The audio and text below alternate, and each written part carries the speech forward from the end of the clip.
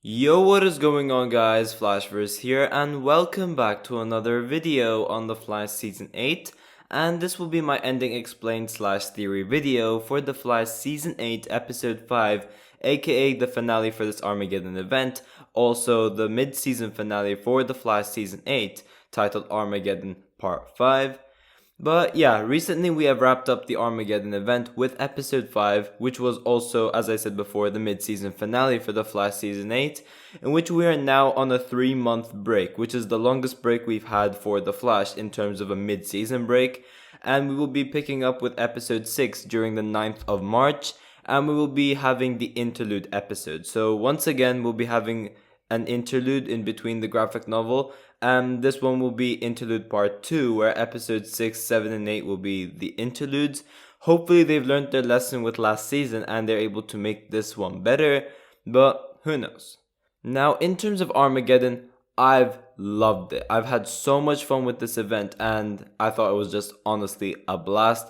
We finally have some really good writing on the show. We have a very cohesive story. Every character has something to do and they all have some moments to shine, which is something I really like. And we have all these great elements like built-in mysteries, great character interactions, we have these cool twists and turns, and we have these cool reveals, and they just all get me so intrigued and so hooked for what's to come. Obviously, to mention as well, Barry is really OP this season and he actually knows what he's doing. He's much more confident and he actually takes this leadership role in this season, and that's something I really appreciated with Armageddon, and hopefully we could have that continue for the back half of the season as well. This is definitely Eric Wallace's best graphic novel so far, and Despero is the best villain Eric Wallace has brought in so far compared to like Bloodwork, who was a great villain, but then compared to like Mirror Master and then the Forces and then Godspeed, in my opinion, Despero is the third best villain on the whole show.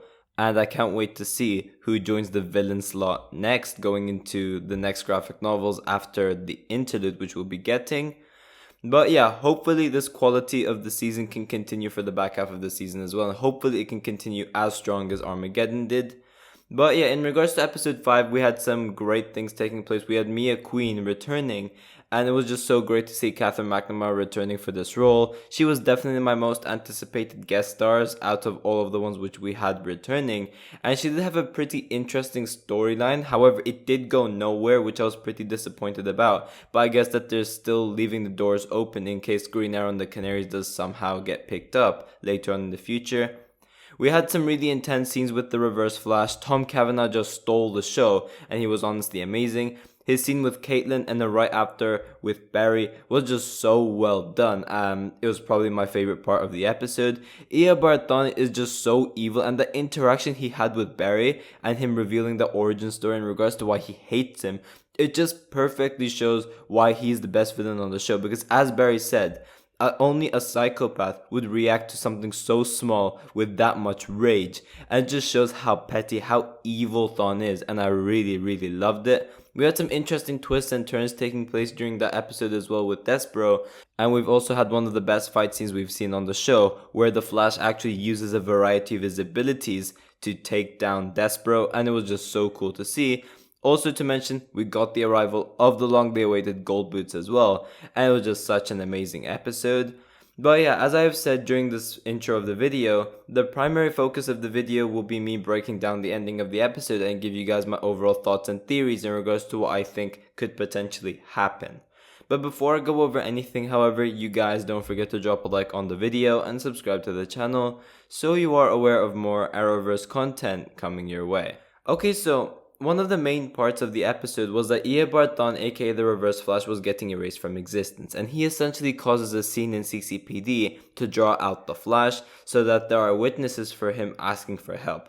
Team Flash are then forced to decide whether they should let Thawne live or let him die, in which after some pretty intense scenes and very well acted scenes, the overall verdict is to let Thawne live, and the only way they're able to make this happen is by taking away his speed, just like how Jefferson Pierce did to Barry during episode 3.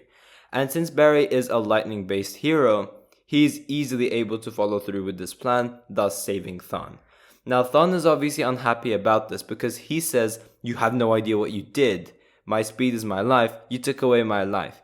Thawne is someone who is obsessed with his speed. It is pretty much the only thing which can help him destroy Barry's life. Now that he is powerless in Argus, his plan has pretty much failed.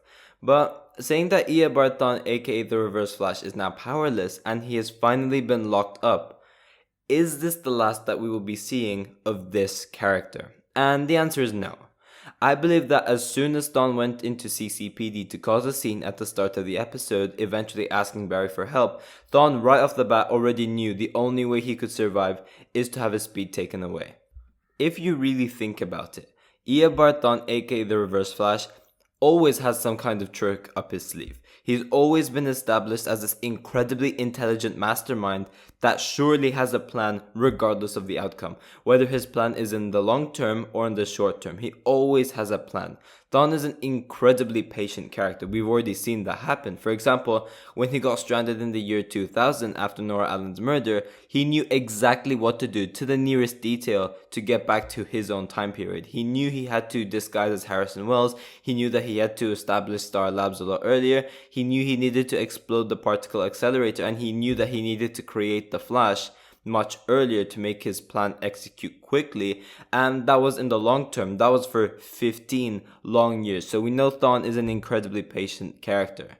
The same could go during season 5, where he literally executed this whole incredible plan just so he could get Cicada's dagger taken away, thus helping him escape prison.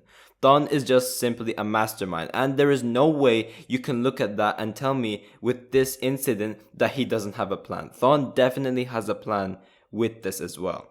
And if you really read between the lines, before Barry takes away his speed, Thawne does say, "My speed, I need more time," which clearly hints that he knows that the only way he could live is to get his speed taken away. During the episode, none of the Team Flash members mentioned that the only way Thawne could live is that they have to take away his speed. They didn't mention it.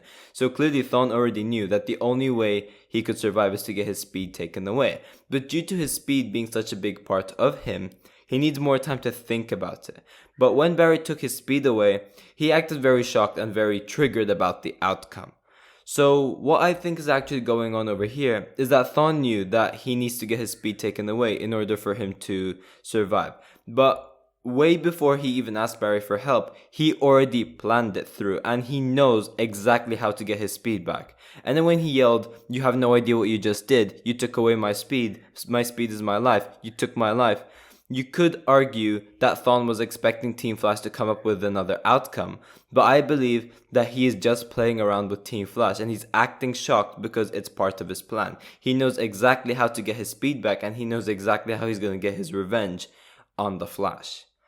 In regards to how he gets his speed back, I have no idea, because he is locked up in Argus. He could be pulling the strings in the next graphic novel, and once again he could manipulate the timeline so that he gets his speed back. I can't really think of any other outcome because he is literally locked up. He has no access to a lab or anything like that. Maybe he could somehow get his past self to time travel to 2021 and he breaks him out, and then they could work together to get his speed back. I'm not entirely sure. Maybe the police officers that he zapped during the opening of the episode still have some traces of the negative speed force in them, and maybe he's just gonna drain them out of it if he encounters them or something like that. I'm not entirely sure, but we do know that Thawne will be showing up during the back half of The Fly Season 8 in some way, so we do definitely know that this is not the last we'll be seeing of the Reverse Flash, and he will be back very soon. But in regards to the cliffhanger of the episode with Bart Allen and Nora West Allen, they simply just broke the timeline and they're essentially working together to fix it, which is why they time travel to 2014, and then we're probably gonna have that whole CCPD incident where they take the photograph after some heroic stuff, which they do. But it seems like from the trailer at least, everything just keeps getting worse and worse when they mess with the timeline. And then we do know that they will eventually fix it in some way, and I am very interested to find out why they are time traveling to begin with. So that's going to be pretty interesting, and I will probably go more in detail with that during my trailer breakdown, which should be up pretty soon as well. But yeah guys, thanks for watching. If you guys have enjoyed the video, please give a like and subscribe. Be sure to tell me in the comment section down below if you guys think that Thawne actually planned this. Do you guys think that Thawne actually has a backup plan after he got his speed taken away? And yeah, I will see you guys in my next video.